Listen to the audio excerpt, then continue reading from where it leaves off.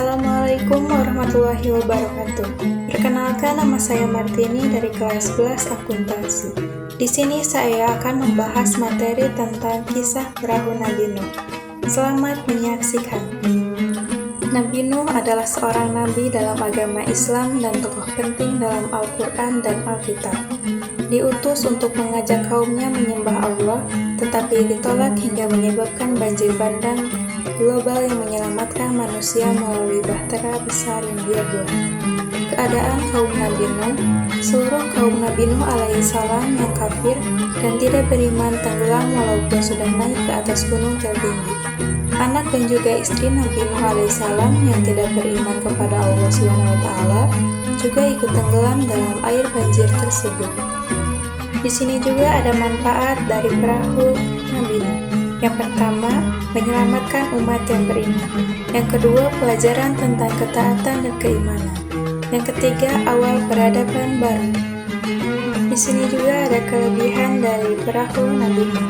Dibuat atas perintah dari Allah, Allah sendiri mengajarkan Nabi Nuh cara membuat perahu dalam Quran Surat Hud ayat 37. Yang pertama, tahan terhadap banjir besar. Kapal ini dirancang untuk menghadapi banjir super besar yang menenggelamkan seluruh bumi, sesuai tidak bisa dilakukan kapal biasa. Yang kedua, membawa sepasang hewan tiap jenis. Ini menunjukkan kecanggihan logistik dan pengaturan dalam menyelamatkan kehidupan makhluk hidup. Di sini juga ada kekurangan dari perahu Nabi Nuh. Yang pertama, pembangunan membutuhkan waktu lama karena Nabi Nuh membuatnya hampir sendiri. Proyek ini memakan waktu panjang. Yang kedua, diajak oleh kaumnya. Proyek perahu ini dianggap gila oleh orang-orang pada masa itu karena dibangun jauh dari laut. Dan di sini juga ada keistimewaan dari perahu Nabi Nuh.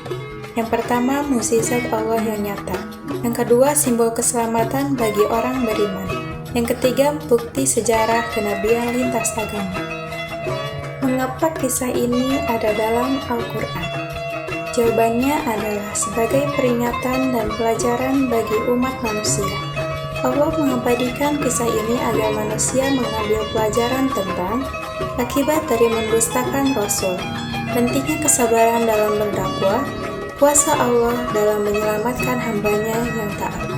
Dan untuk memperkuat hati Nabi Muhammad SAW sebagai pengingat bahwa para nabi terdahulu juga menghadapi tantangan yang besar.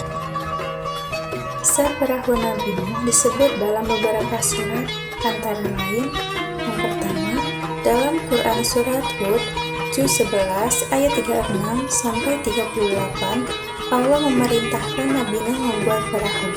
Yang kedua, dalam Quran Surat Al-Mu'minun, juz 23, ayat 27 sampai 28, perintah naik ke atas perahu dan membawa makhluk hidup.